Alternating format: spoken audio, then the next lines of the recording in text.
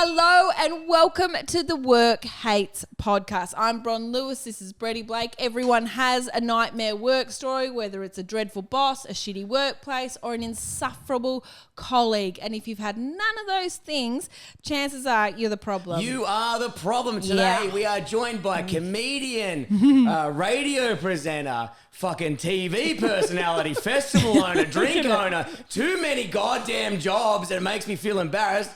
Please, Merrick Watts, everybody! Hey, thank you, Blakey. Thank you very much. Do you see the panic? Normally I have three and I'm stressed out. Yeah. And do you know, we recorded earlier today with comedian don't. Kate Dolan, and she is fantastic. Oh, she's great, Kate. She's great. She's so funny. English Kate. Yes. Yeah. And Bretty, Guess how I introduced her? yeah. So he just says three accolades. Mm-hmm. So three things to describe them. Yes. So you got heaps then, so well done. Thank He's you. never done more than three. Massive for Bretty. Yeah. But mostly huge compliment to you. But how he introduced Kate was, he goes, comedian, wife, person from the UK. How fuck's But that? she told me she just got married as she walked in. So I was like, why? How was on the mental top of was my that? head. She like you punched her in the face. She was like, what? I am the Wife? worst cunt in the world right now. Wife. I know. Oh, And she was like, I would was- have preferred you said anything else. Because she only talked about two things when she came in, and I didn't know her very well. She talked about recently getting married and her mum dying. And I was like, wow. I'm not bringing up the dead mum, but apparently the dead mum would have been better. Please make her welcome, comedian, orphan, and possession, Kate Dolan. See, you should Yes. do the intros. That sounds good. Yeah, that was actually way better. That was she way would have better. preferred that. It was just Oh. as you said, like Merrick just said what you were trying to say. Yes. And that, That's 20 years on the radio. That's what it is. That's fucking what it is. Now, Mez, I'm so excited to have you on because I feel like you're probably the only comedian who has more wilder stories than me. Then the first story I need to address, because it always makes me happy when you tell me it. I think you recently told me this story, but it was about the time when you worked on radio and a guy had never been in a helicopter. Oh, yeah. And Yeah. you somehow got a helicopter to Yeah. take you guys to get beers. And can we talk about that on? Is You that can talk about it. Absolutely, you can. It was the glory days of radio. Rosso and I were working at, we were at Nova FM. Rosso and I started the Nova radio network. And for a period of time there, we were the golden boys. And geez, didn't I think that? And you could just do whatever you wanted and they wouldn't tell you what? And you were on Drive? no, we were doing breakfast in Your Sydney. breakfast. Yeah, Oh, breakfast in wow. Sydney. And it was a bit of a big deal. And I think it was probably, would have been, at the time when we were the number one show in Sydney. I had a fairly seismic ego, and one of Because how old were you at this stage? don't know, I was drunk. 30 something. Yeah, So Yeah, 30 unlimited cash and you yeah. don't get told no. No, and Right. we had some boundaries that were given to us. So we had an entertainment budget that we were allowed to use any which way we liked because we'd cracked the shits about how one time we had to pay for our own meal or something. So they just gave us an my God. entertainment budget, and it was Yeah. quite sizable. And that was to last us for the whole year. And I went, whole year? I can't wait that long. Let's use it in one day. So, So funny. so the helicopter, one of our colleagues was working with us because we had a very, very small crew in our show. We had like one senior producer and we had two junior producers and a panel operator. So we didn't have a very big cast of people working with us, but they were all great. And one of them had mentioned that they had never been on a helicopter. And as you can imagine, I just exploded. Why? Exploded with rage. Why? Because they hadn't been on a helicopter and I had been on several. And that is an injustice. And that was it's enough. an injustice. Why? So- Can you fly helicopters? No, And God, no. why had you been on so many? I'd been on them because I just, in travels and doing all sorts of things. I've been to East Timor and I've been on like military helicopters. I Okay. had all these great experiences. You I've been love on the biggest helicopters. helicopter in the world. I've done it all. And I was Okay. like, we have no shared experience here. And that was making me That's the- feel down. That person was bringing me down with their lack of shared experience. And I went, well, the only way to rectify that is to get off there at 9 a.m. and book two helicopters. Oh my God. Two Don't helicopters need one. for me and the whole team. And we went out and we caught helicopters to the Blue Mountains, which is not that close, It's like to the 3-4 pub. hours. Because I didn't want to, there was no point going to a pub anywhere else. So we flew two helicopters to the Oh Blue my Mountains to go to a gosh. pub and got blind at the pub. And then how'd you get back? we had to send for cars from Sydney to come pick us up. Because wasn't the story goes or something that you guys were so drunk at the pub that you only hired the helicopters for say for a 4-hour window. Yeah, correct. So because you They had guys to were like, fly well, we're back. going to keep drinking, so you guys and they just fucked off. Yeah, they flew the helicopters back because they had to go back before it was dark. And so we went, well, we're not finished drinking, so we'll just stay here. And everyone went, how are we going to get back? And we'll order some cars. So two or three cars drove from Sydney to pick us up. It was good. How far's the drive to the Blue Mountains from Sydney? I don't know. I've only flown. It's like 3 or 4 hours away. It's like not. No, it's like, honestly, it's probably only like about 90. It was up in Katoomba, I think it was. So it was only like about 2 hours or something like that. But it was fun. We all had a fly in the helicopter and it was cool. And, they had a great experience and it made us feel good. And it was a great team building exercise that cost the company about 20 grand. So Oh my God. And doesn't the story go the next day? You guys walk in and they're like, and you give them like the invoice, going, "Hey guys, you mind sorting that out?" Yeah. And they're like, "What was that for?" You're like, "Oh, it's part of entertainment." And they're like, Yeah. "Did you Film like anything? film anything?" Or you're like, "No, but we'll probably talk about it." Yeah. No. I don't think we even talked about it. I think we forgot about it. I think I was over it by that stage. Once everybody had been in the Boring. helicopter. Yeah, exactly. Shared Well, experience done. Tick. I think I've only Team been in building. 2 helicopters, and one of them was to go to your gig, Grapes of Mirth. Oh, yeah? And I was like, why are we in helicopter? Like, it was so good. But I Because was like, Merrick why wants are to we- share experience with you. Yeah, you will not be able to have a conversation with me unless I've been in a How helicopter. awkward would I feel right now if we were talking about helicopters and you hadn't had that experience? Yeah, we'd have to get one we'd have straight to get one away. straight away. Oh, Holy man, I wish macaroni. Work Hates had a budget to get on a helicopter. We'd be doing it right from a helicopter right now. But the first time I'd been on a private plane was for your gig, which was so exciting. Loved it. But the Yeah. pilot didn't tell us, maybe you knew, but I didn't know, that if you land, like it's a private plane, if you land a plane in a non-designated airport, Oh, yeah, this trick. the alarms go off. What do you mean? In the plane? Because the plane thinks you're crashing. Yeah. So Pull up. and it's That's exactly what it says, like in the pull up movies. like a thing. Exactly the same in So the we movies. started landing, and I'm fucking maggot. And these alarms are going off. Yeah. It's saying, pull up. And I'm like, is this fucking guy a fucking dickhead? But like, we're not meant to be landing here. He lands. Everyone is shitting himself. And I look at you, and you don't look comfortable either. I was like, if he's not comfortable, we should all not be comfortable. You survived SAS Australia. We're Yes. fucking dying. So I'm like, I'm fucking going to fucking die right now. And then he lands, and then he's like, chill. And he like puts up the... You know, like your mum used to put up that sun shield Yeah. so the dash doesn't get hot? He puts up one of those on a plane. I'm looking at him like, what just happened, cunt? And he's like, oh, yeah, that goes off. Yeah, probably should let you know about that. Yeah, the first time it went off, I and I would've wasn't killed there, him. I didn't know about it either because we're flying to a remote airstrip in Coonawarra, and because it's not a designated airport, it's That's just the an one. It was airstrip. Coonawarra.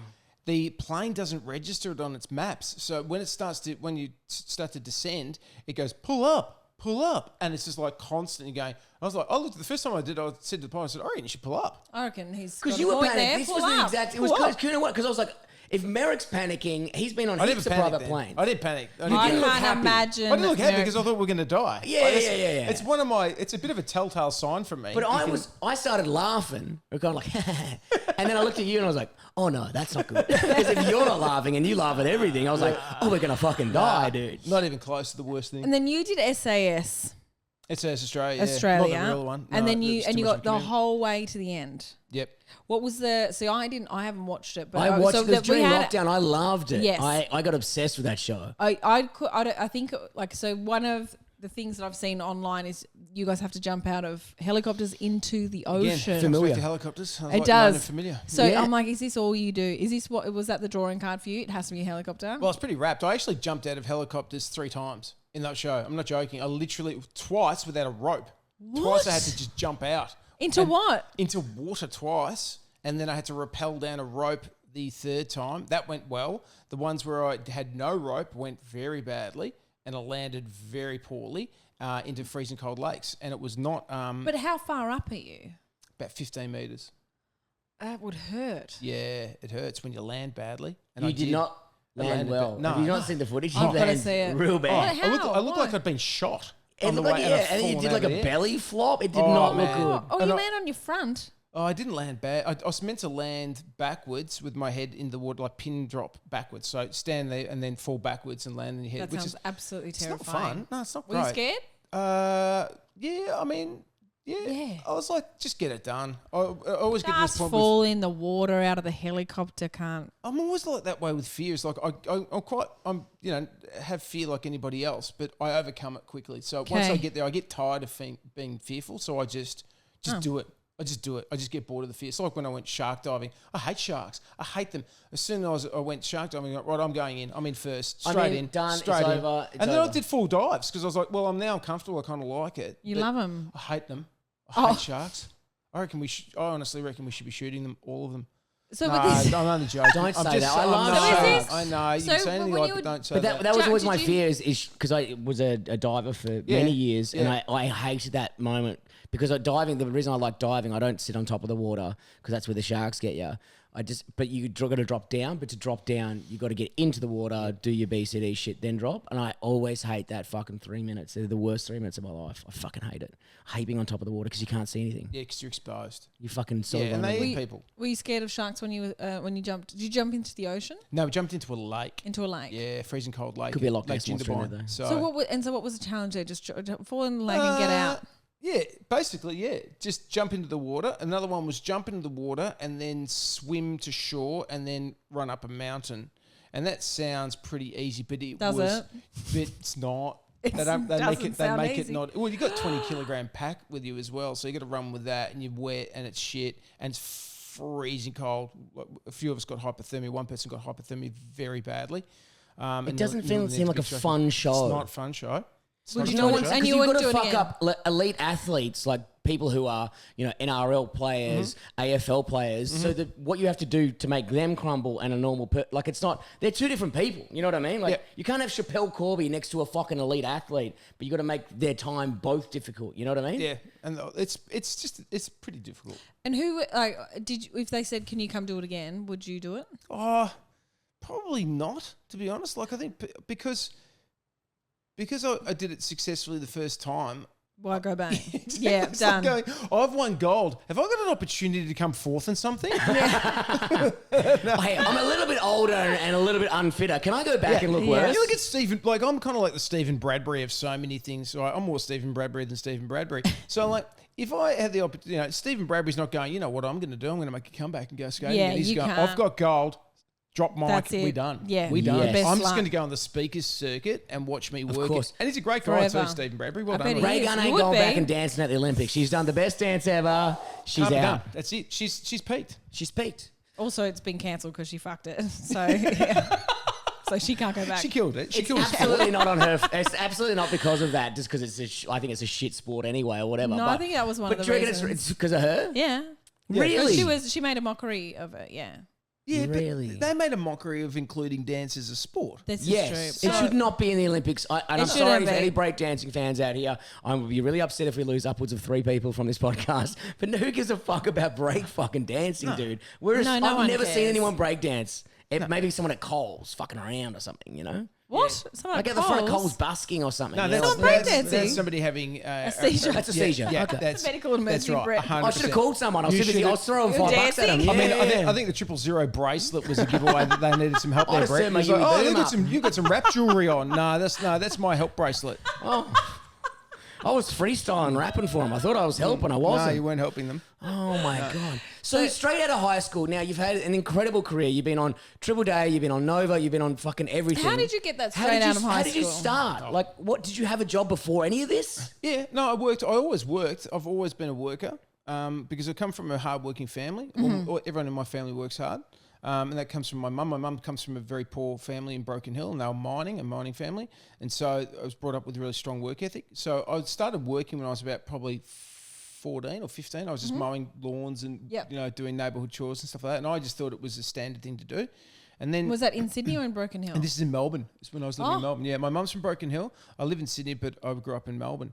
And so I liked work. When I was young, I liked to work. And it wasn't about the money. I actually just enjoyed working. And then my first kind of real job was working in pubs. I was in hospo. Really? Yeah, and it was hard work. I used to work really late shifts until like 4 or 5 in the morning. and it was tough work. Pokey dens if you're at 5 a.m, or is it just like nightclubs? Nah, it was like nightclubs, and Yeah, it was right. like 3 floors of shit. It was just like awful. Nutbush. I got caught in the nutbush once. Oh God. I got groped. Bet that wasn't an by SAS hens night about challenge. 100,000 times. That doesn't happen anymore. Dude, I used to think hens party. You're in your mind. You're like hens party. It's full of like horny women. This is gonna be fun. They are more scary than bucks parties. they tear They you grab apart. your dick and Oh, shit. yeah, yeah. I remember being like my 18. I'm like, gosh. is this legal? I don't even know. It was full on. It was really full on. But it was tough. It was a tough job, but it taught me a lot of really good principles working in hospital. I think hospital people are fantastic. They work hard. And, I know a lot of people go, should you tip or not tip or whatever. It's just bullshit. Hospital people work hard. So I worked in the booze industry, worked in bottle shops, worked in pubs. And that was my first real kind of job when I was out of high school was working in pubs. And then when I was 20, I started doing stand-up. So I was working in pubs. 20. That's young. Yeah. That's really young. Yeah. And were you just really funny in high school? And you were I like, was very funny, Brian. I could absolutely nail this. Yeah. How was your first gig? It was pretty good. Oh, I hate this. I hate second this. gig. Okay, wait. As soon as someone This says is they're the funny in test. high school and then they go to stand up, you That's the go, best. I love when they bomb at the That's start. really hard. Well, your second gig then? Pretty good. Whoa, have you ever had a bad gig? Oh, yeah. Oh, really? Okay, we will get to that. Oh, We'll get to that. Yeah, We yeah, usually, yeah. oh, okay, great. Because we But usually just- finish the episode with asking about your worst ever gig. But before we get to that, I have to know, of all the jobs that you've had, it sounds like you've had a lot, what is the worst job you've ever had? God, in stand-up or outside of stand-up? Could be anything. Because I feel like you've had some like awesome jobs. Like Yeah. your American Rosso Unplanned, I still think was one of the best TV shows. That's like a TV show is not. It's not like a job. Like a job is like when you go and have.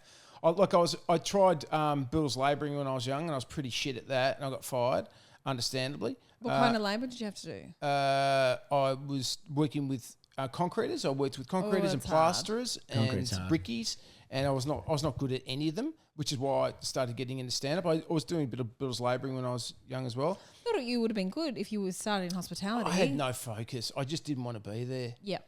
Because What would was your happen- boss like? I wasn't engaged enough. Like they'd set me a task, and then I'd go and do it, and then I would just zone out, and I was always in my own head, just thinking I about feel like things. The nut You'd be the bush. full The nut bush. ADHD kid, on a construction site. You're like, hey, mate, go get us 2 wheelbarrows of sand. No worries. And they look over you and you're somehow on a Ferris wheel in the background going, this is Yeah. fun. You know what I mean? Well, on one of the building sites I was working at as a young man, this used to happen quite a bit. I would have been probably 18 or 19 or something.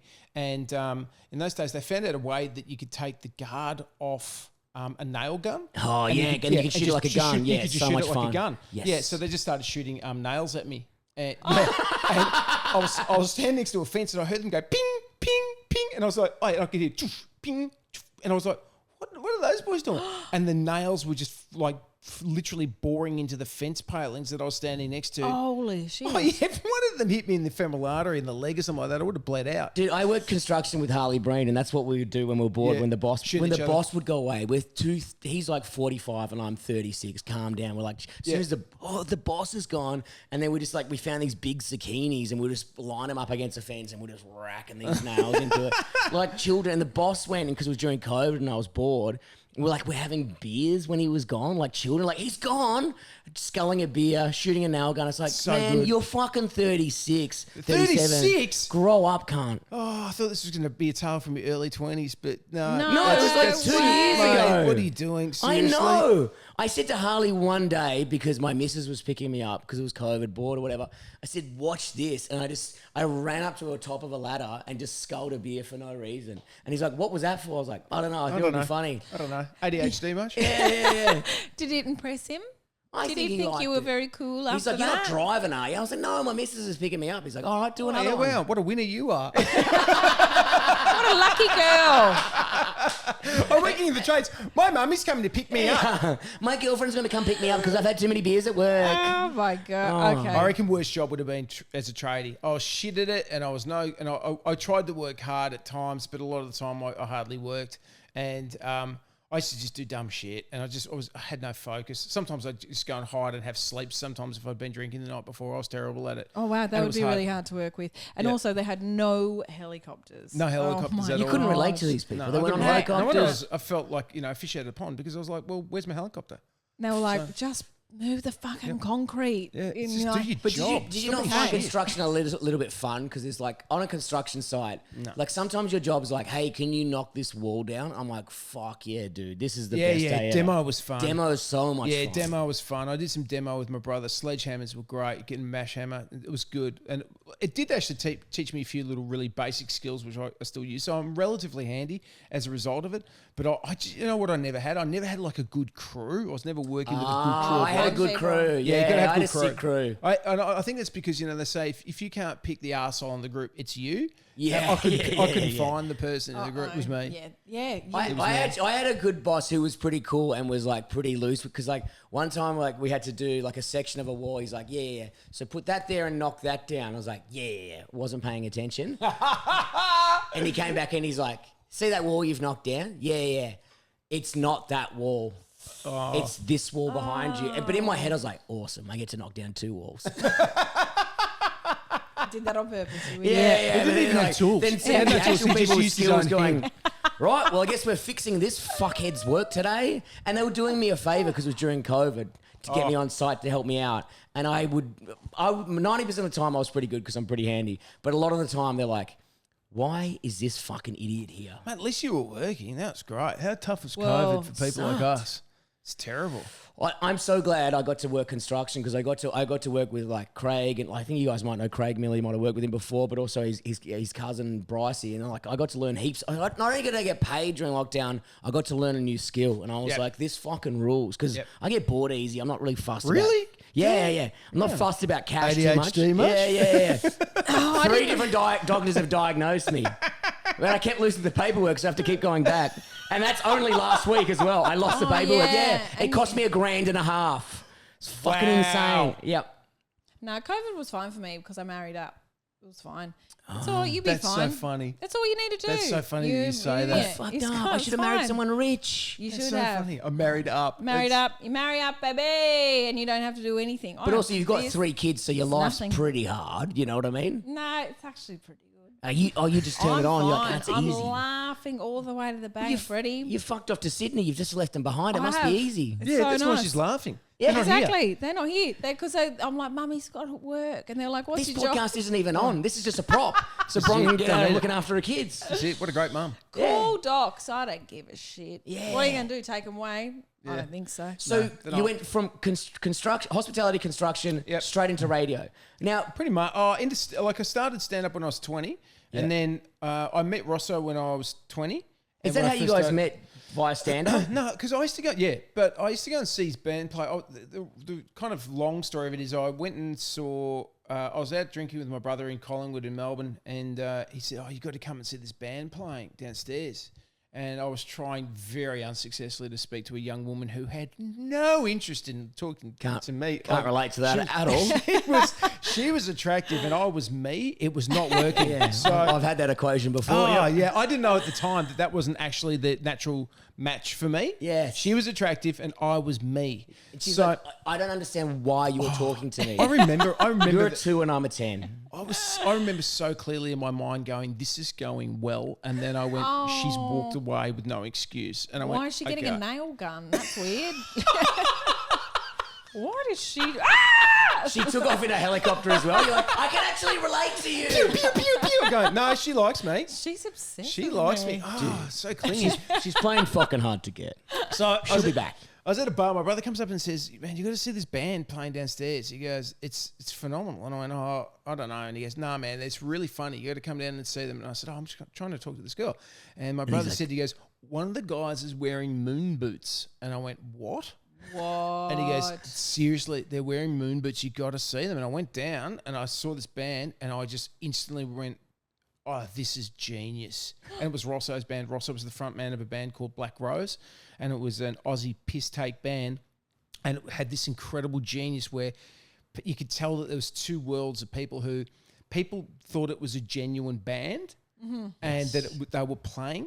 But other people could see quickly that it was actually a piss take band, and there was this amazing line where there was different people in the audience. They couldn't tell what was going on with this band, but it was a piss take band. They all had wigs on and moon boots and dressed up. They just looked like a bunch of escapees from an asylum. Yeah. And I just went, this is my band. I love it. And I started following the band. I used to laugh. I listened to the lyrics and I went, and people would be like rocking on, going, there's a jokes.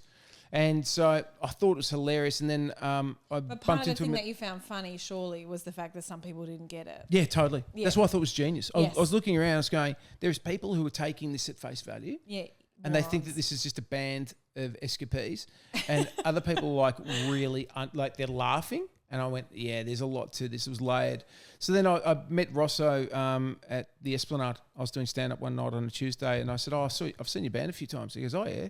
And I said, man, it's really funny. And then we just became mates, and that was it. Came to my 21st. That's how you win him over. You say, I love your moon boots. I don't think anybody had said that to him at that stage. I think your band's funny. I don't think. And is that how you guys got into radio? Did you start as a comedy pairing on stage at all, or how did that progression happen?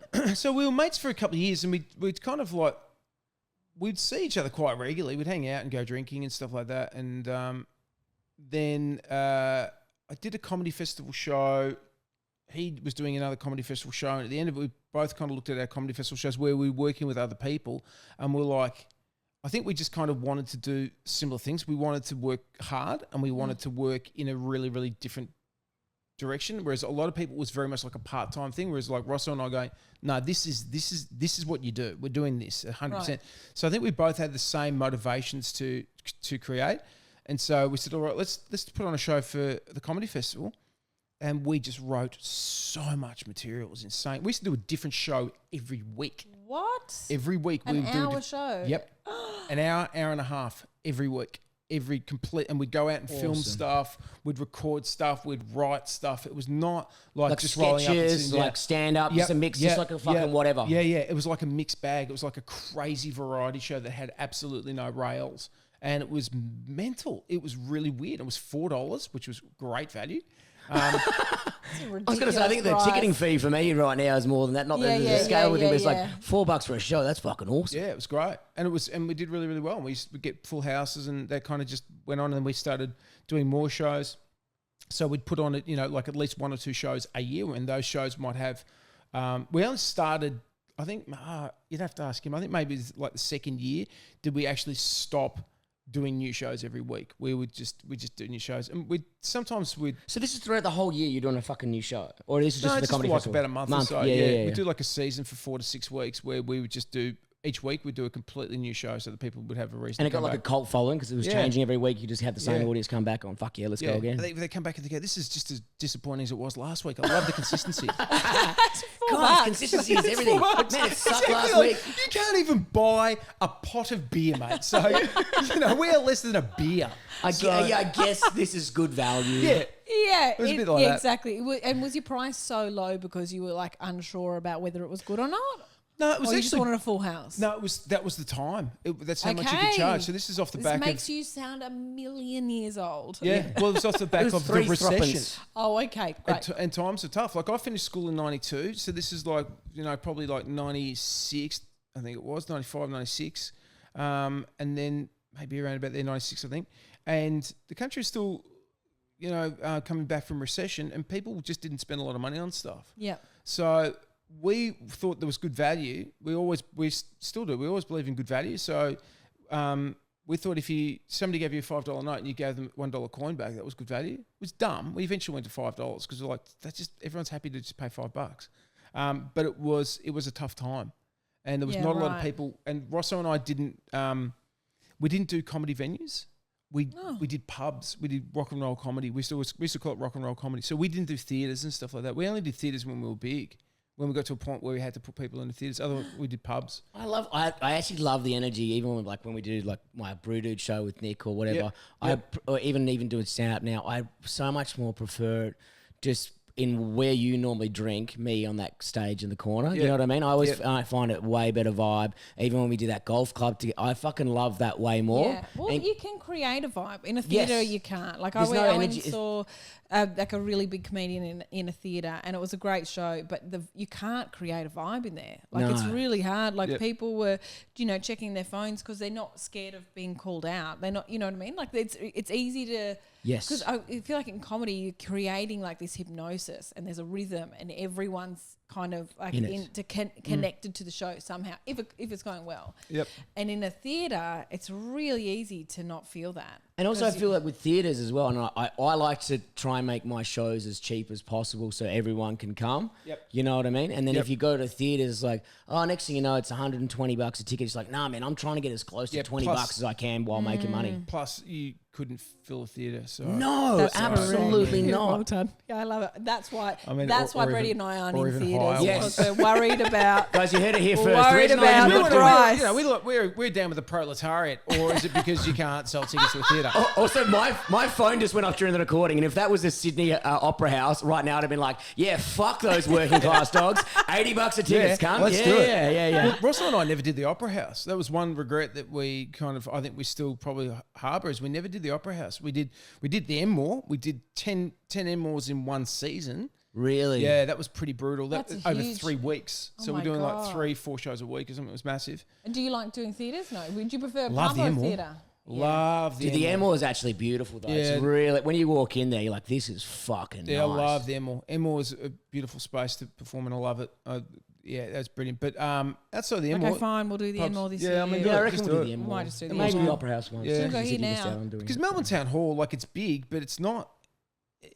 It doesn't have quite that you were saying about the vibe. It doesn't quite have that vibe as much as the Enmore does. The Enmore's got this really nice vibe to it. Okay. Yeah, okay. Yeah, I Okay. kind of like the Couple of things vibe like of that 30-seater they have out the back. Yeah, That's is it a good vibe? It was good. It was a good vibe. What's the vibe like? It was Yeah, like, pretty good, It was pretty good. good. Lack hot. of profit? Is that Like the a proper, vibe? yeah, no, it's not really. Yeah, it's really embarrassing when not even 30 people rock up at the back there. What are you No, talking I was in the about? 90. What's wrong with you? No, I what was in about a the beautiful Palais?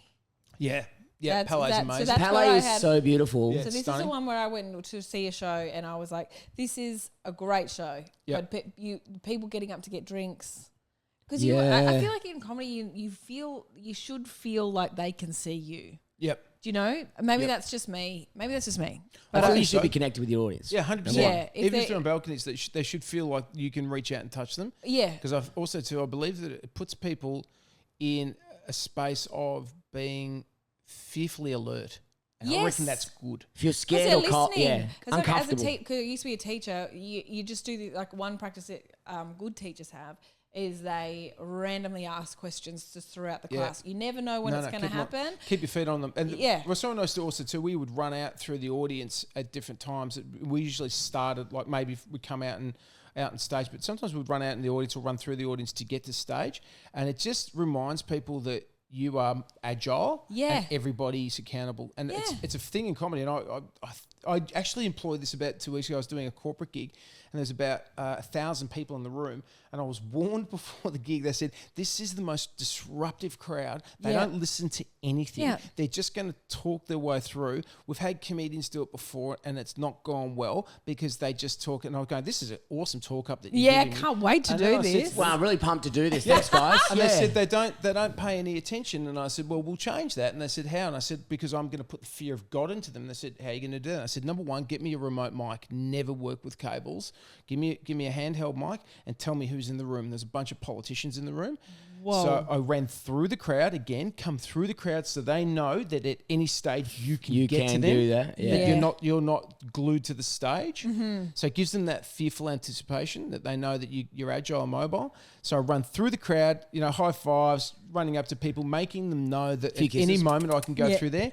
Then I go to the politicians, and I spent 10 minutes just smashing into the politicians. Amazing. Great. And then for they the rest of the listened. gig, you could hear a pin drop the whole time. Nothing. I mean, that's no not one spoke. exactly what you want to hear. No. There's laughter as well. There's laughter as well. That was No laughter. Pin No drops laughter. laughter. No. I didn't say No, laugh. I still bomb, but I could hear a pin drop. When I say smash the politicians, not with jokes. Yeah, with physically. really horrific defamatory comments.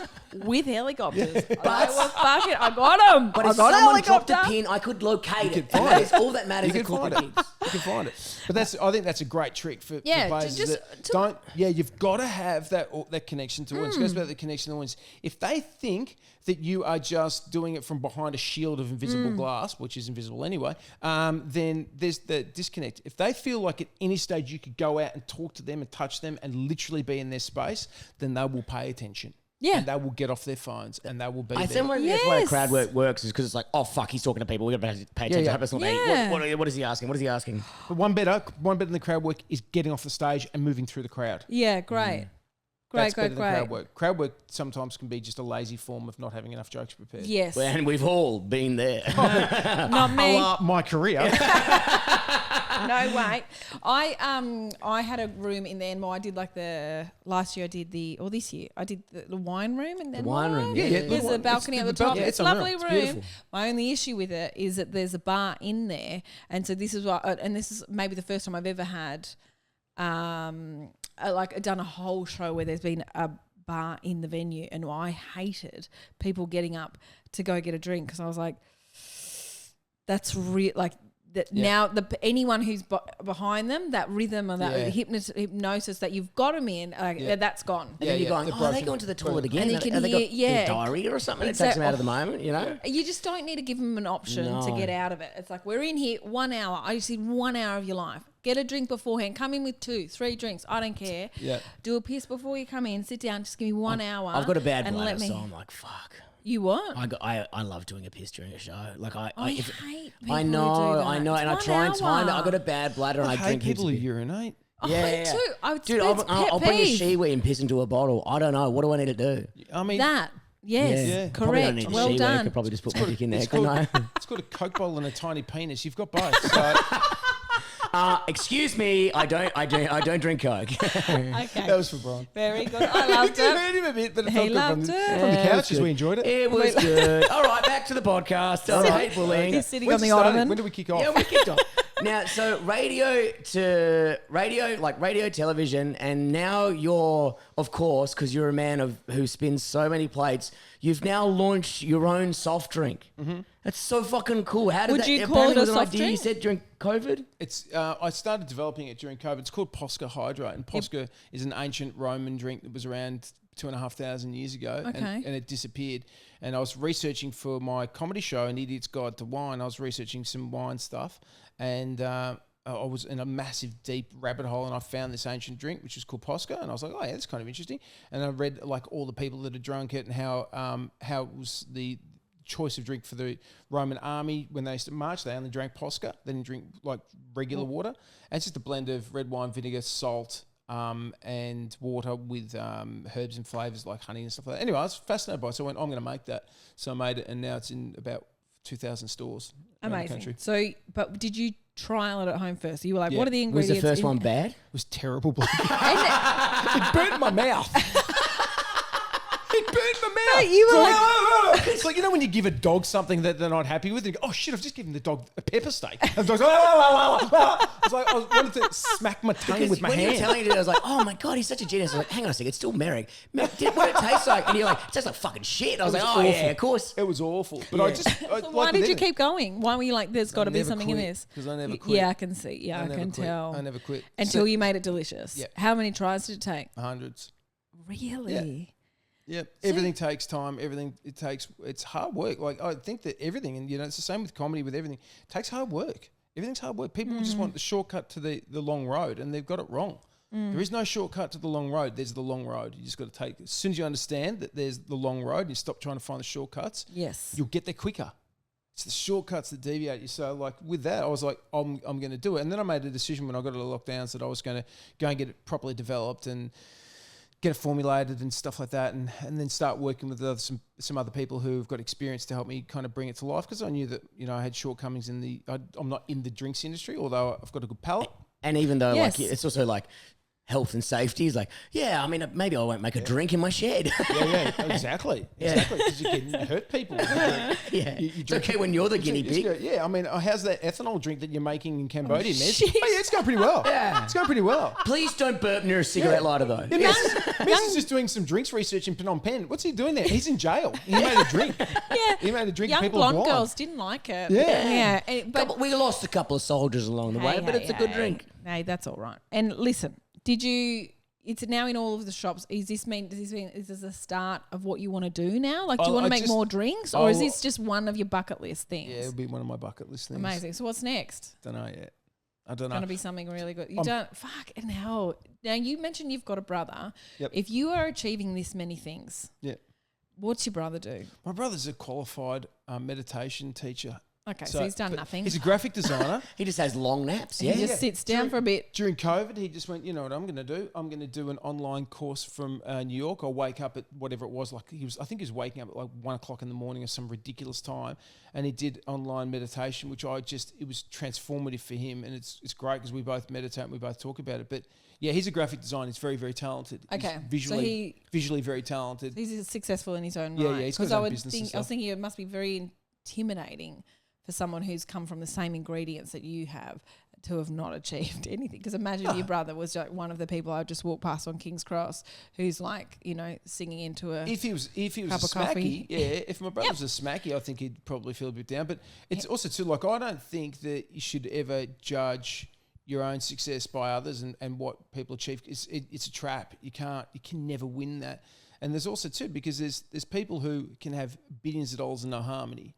So if you've got no money but you've got harmony, if you had all the money, what would you buy? You'd buy harmony. So it's like, well, it really is the case. And I think people become obsessed by success markers being wealth or fame, and they're wrong. And I used to say this all the time. I don't have to say this often, but I used to say to young people all the time, fame should only be the byproduct of what you do well. Yeah. Right? That makes perfect sense. If you are a brilliant architect, you'll be famous for it. Be Frank Lloyd Wright, right? Famous because he was awesome at what he did, right? Carl Jung, pretty weird guy, famous because he was really, really good at what he did. Oppenheimer, okay, that's a bad example. He invented the bomb. But the point is that fame... Jeffrey Dahmer. Very good. He was so good He was at really what good he at what did. he did. Yeah. But it's true that fame will come to you if you just do the thing. As I say, there's no shortcuts to the long road. So if you do really, really well at something, the fame will come. But what's happened in the last decade or so is that a lot of young people believe that you chase the fame and everything will come. But you've got no work, you've got no substance. So as soon as you're challenged or things change or pivot, you will just crumble. You will fall apart because you won't have any legs to stand on because you want to build the pillars. So I think that's a bit of a trap for young people. They chase fame and money. They don't chase satisfaction. Satisfaction will come from your work. And hopefully it's not throwing shade on or whatever, but I was just saying some of the younger guys or girls who are in this, TikTok generation where you can get pretty famous pretty quickly. And they're like, I'm a stand-up comedian now. I want this, I want that. I was like, man, you haven't done 10 years of gigs. Like, you can't walk into a corporate doing an hour show. Like everyone wants everything so quick in comedy. Like, why aren't I on the gala? I'm like, you're 2 fucking years in. I always say this, comedy or any job, it's never a sprint. It's a fucking marathon. So treat it like a marathon. There's a 4-year apprenticeship in comedy as far as I'm concerned. Minimum, I'd say there's 10. Yeah, I think people start to get good at 4 years because you've got 4 years under your belt. It's like an apprenticeship and you start to understand the craft. Yeah. And even people who are good after like 2 years, you identify them and go, they're doing well. But then if they stick with the same levels of craft, at 4 years, they're awesome. At 6 years, they're exceptional. So it's actually, again, it comes back to the same thing, Blake. Like they look at going, and I see it with comedians. Comedians is a good example. Is that they go on YouTube and they go, I'm a YouTube comedian and I do this. Look at me, I'm being a dickhead in public. Look at this, I'm humiliating myself or somebody else. And go, okay, that's great. Then they go into a stand-up room, or they go into a theatre, or they book a tour, and then they go, I'm going to go and do an hour of stand-up, and you just go, that is shit. Yeah. That is shit. I'm sorry. I've seen some fucking big YouTube people in theatres and gone, let's go. Their fans aren't liking it. No, because you go, you've never done this in front of people before. And you look nervous and uncomfortable in your own space. Yes. Trick number 1, the 4 years of working hard. What it does is it makes you comfortable in circumstance, right? You can work in an RSL in Queensland. You can have a gig in a corporate sector. You could do all the different things that you do. And those experiences, good and bad, give you the ability to be comfortable when you're performing. So what happens, I think with some of the YouTube comedians is that they've not presented themselves as performers like that. They've just done this thing in isolation and put it out, and they haven't seen it. Then when they go in to, they book themselves a tour, and somebody gets behind them, and they put on a show, and you go, you've got 10 minutes of stand up there, and it's okay, but it's not enough. You need 1 hour, and it's because you haven't actually done the arts, and it's just done the work. They set themselves up because again, they're chasing fame and something else rather than chasing the craft, and and there's a lot of them which it's are craft. It's all about the craft. And I got a lot of mad respect for a lot of them as well, because a lot of them hit the clubs again, which is very hard. The other flip has been famous online and then just doing your time, and a lot of them has gone to doing fucking spleen for 5 minutes and working on it from that end. And I'm like, I got mad respect. Yeah, for they're the those good ones. guys. They're great. They're the good ones. They're the But good it's ones. also, but Crazy. but at the same time is that you can have people who will do that and then they won't get any better because they won't reflect on what didn't work, or they'll have really, really terrible self-awareness and they'll bomb and they'll come off and they'll go, I was really good up there tonight. I did really well. They were a pretty shitty audience. And then you're like, what are you? So it's not like there's no like when you're saying there's a long road and there's I completely agree, but it's we actually do on that road as well. Yeah. Because you can see people who've been at it for years and years and years. Some people should just quit.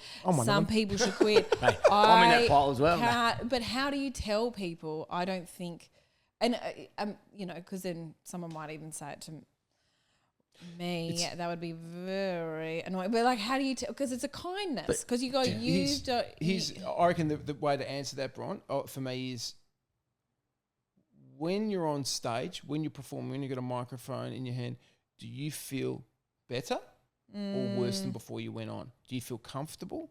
Does it feel known and familiar? And like when I go on stage, no matter how big the crowd is, when I go on stage, I feel good. Yeah. And even if it's a really high pressure gig, I still just go, mate, you've done what? Every single time I go out, I always say, you've done better and you've done worse. Oh, yeah. Right? You've done way worse than this. I always think that, mate, yeah. Yep. And you'll do better gigs than whatever you're doing. So you just go out and just go, whatever it is, I've already done this thousands of times. Yeah. I'm good at this, go.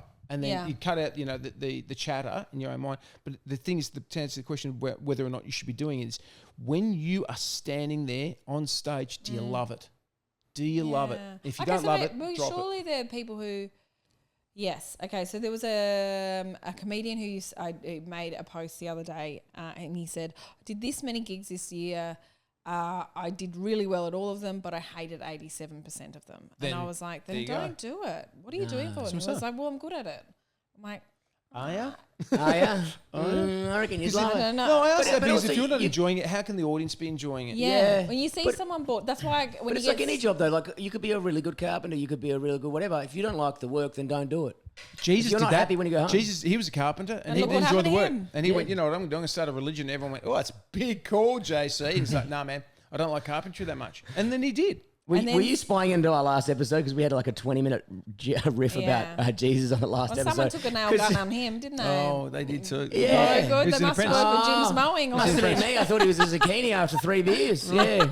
Me and Harley Brain fucking bang, bang, bang. Yeah. Oh, Jesus. And now we ask this to every one of our single guests. What is potentially, and you may have a good one, or you may have a bad one, what is bet- the worst gig? Yeah. It could be radio, it could be whatever. It could be a segment you did on radio and someone turned against you. What is the worst gig or spot or thing you've ever done? See, this is the great thing. I've got the worst gig I've ever done Yeah. is also to like all of the worst gigs, they're the best, right? I say this to people, no one benefits from good A gigs. good gig, yeah, it's true. You benefit from the bad ones. Yeah. You Yes. learn from the bad ones, but also too, you get the material. Rosso and I would often start shows, our festival shows would usually start, the first 10 minutes would be us just retelling all the horrific gigs that we've done that year and what Yep. we did and where we toured and, all the dumb shit that we'd ruined and just, it would be like 10, 15 minutes. All of our stand-up was just reflecting on gigs that we'd already done. So to answer your question, in the probably mid-90s, Kevin White, my manager, rang me up and he said, hey, listen, there's a gig going on at Calder Park Dragway. And he goes, you're familiar with it? And I said, yeah, I know the drags. And he goes, I can't get anyone to do it. And it was being filmed for the Comedy Channel. I said, what they want you to do is go out on the back of a tray ute, go out, and when there's an oil down, when they have to stop the drags because there's oil on the track, when they have an oil down, you're going to come out in a ute and you're going to do stand up until the oil's cleaned up and the races can start again. No. And he This said, will solve it. and he goes, I can't get anyone to do it. He goes, no one will do it. No, he goes, no one will do it. He said, but there is some Sounds money. like I my said, how dream. much money is it? And he Yeah. said, it's $500. I said, $500? Are you crazy? Yes, of course I'm going to do it. Oh my That is so much money. Yes. $500? Let's go. Let's go now. And Kevin said, calm down. He goes, I'll go with you. Anyway, so and he did. So I met Kevin out at Calder Park Dragway. Kevin had never been there, surprisingly. And we get into the ute, and we're waiting for the drags, and we're on the other side of the track. So there's like, the big kind of podium, and then there's the race track, and then on the other side of it is where we're waiting in lieu for the oil down in the back of the ute. Sure enough, oil down, bang. Let's roll out. And Watsy, at this moment, cameras do you up. remember, were you like excited to have a go? So excited. Oh my God. Because you're at a drag race, getting paid. I'm like, this Bless. is amazing. I'm going to get $500. This is probably going to be on TV, and it's at the drags. It's at the top Right. fuel. You probably had 2 beers as well. You're having a great I day. did. I had a couple of beers. I was like, this is going to be the best night. Anyway, Yep. so there's an oil down. We go out, and I've grabbed the mic. The lights come up, and I'm on the other side of the track, and I just go, "G'day, everyone. My name's Merrick," and blah blah blah. And just started into the joke, like I literally straight into the joke. And I've got to do probably about 10 to 15 minutes. And then I just hear this whoop whoop whoop, and I went, "That's weird. There's an owl somewhere near here." And then I hear whoop whoop whoop, bang, and I went, "Hang on, are the owls driving themselves into the side of the car?" And then I hear whoop whoop whoop, bang, and another one. And what I realised that within about 40 seconds, they decided to throw glass bottles, stubbies, at me because I was lit up under lights. I couldn't see them coming in. Oh my God. Terrifying. It's just raining bottles as they're throwing That these would've killed bottles. Hey, this is funny because he can't see. And it was just like, and I Ow. could hear Kevin was in the cabin and it's going, oh, okay, there's a few bottles going. And I'm going, yeah, it is. Anyway, it was like, it must have gone for maybe, I don't know, not even 90 seconds. And I think Kevin was just like, we're ejecting from this. This is, you know, he did the right not thing. safe, yeah. And I just slapped the roof and I said, go. Because I was, Kevin's driving the car. No, he was, I can't remember. Kevin was in the passenger seat anyway, and we just drove off. And it was just like, I was going to get hit Yeah, with you the were bottle in gonna- the head for you sure. were I gonna couldn't see them coming in. die. So that was it. I was is that? 30 seconds into a gig and someone's gone, you know what's better than listening to this guy tell jokes? Killing him. Yeah. Killing him's better. Let's This do is that. kind Yeah. of funny. But Yeah. you know That'd what be would be funny. more funny? Imagine this, but if he's bleeding. But imagine if he was like in an hour, he was in triage. That would be amazing. So let's funny. make that happen. Let's make the kid die. He's Yeah. getting $500. Absolutely Did you worth still it get for your paid? life. Yeah, man. course. 100%. I did my That's all that job. matters. I did my job. I couldn't do the time. It was a health risk. I can't believe they didn't think that was going to happen. I can't believe I thought that wasn't going to happen. I can't believe you In even told me hindsight. that story right now, and I was still shocked by the outcome. I was like, huh, were there owls? Shortest gig I've ever done. Where there owls? Why the I was owls? like, Owls there's big owls. fast. Are they driving? Couldn't hear. I was going, what's that? Did the owl bite him or something? How's this the worst gig ever? Oh, it's a fucking bottle, dude. Nightbirds. Oh, yeah. I don't think anyone's thrown anything at me. Has anyone thrown anything at you? Yeah, I've had a Freddie? bottle at me in Perth. On one Yeah, of my that I was first going to say, sense. that's a Perth move. It was 11 o'clock. They used to do the open mic. And Was it they- your mum? I wish. She's got weak arms. This came from a strong man. Oh, right. But it was like, and it exploded. And I was like, Why? well, that was close. Yeah. Jeez. And then I just kept going. I was like, what? They're not going to do it twice. Surely not. They didn't though.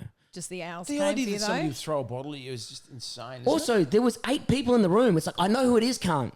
Yeah. Yeah. So I mean, you're there. You're at, I can see see you. you're at I a can cabaret see- table in front of me eating a parmigiana. No, but he threw it and then walked out. And I was like, oh, well, what do I say now? He's walked out. What an animal!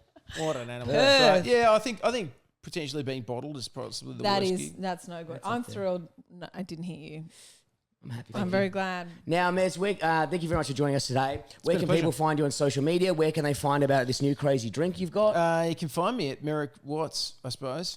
Yeah. Yeah, okay, That's a great great place call. to And if you find get a out. chance, I'm on you've got this Instagram. great Huge plug. gig called Grapes of Mirth, which we've all Yeah, done. I It's so much fun. If loved you're in your it. town, please come. It's the best time. Yeah, Grapes of Mirth, comedy in wine regions around the country. I love that. I love Grapes of Mirth. And Posca Hydrate is the name of the drink that I've created as well. So busy little man. Lots of jobs. Thanks for squeezing us in. Yeah, I can't believe Pleasure. we got you. We were so thrilled. Brady goes, I've got Merrick Watts. And I was like, fuck off. He's got some dirt on me though. So That's true. Oh, is that Yeah. why? Mez accidentally sent me a couple of dick pics. I was like, don't make me show great. everyone. Was it you throwing the bottles in Perth? He goes, why are you eating button mushrooms? And I said, it's not, Blakey. And I said, look closer. He goes, oh, is that a dick pic? And now we're here. Now I've got him. Yeah. And I conveniently own 90% of his soft drink company now. He So goes, very that's good. a very antipasto shot you've sent me, Merrick. Why is all that? I just thought I'd ruin it just at the end. We almost got out of this Can't use podcast. this So now. close. Can't We were use so any close. of it. We were Can't so use any of close. it. Well, thank you very much for Pleasure. joining us. Guys, if you're not Mez. already on the Patreon, please jump on, support the podcast, subscribe to the YouTube channel. All that stuff helps. Share the videos, all the rest of it. Guys, thank you very much for joining us. Bye. I've been fired from a lot of places. I've been fired from so many places. I went into the class one day, real bullets.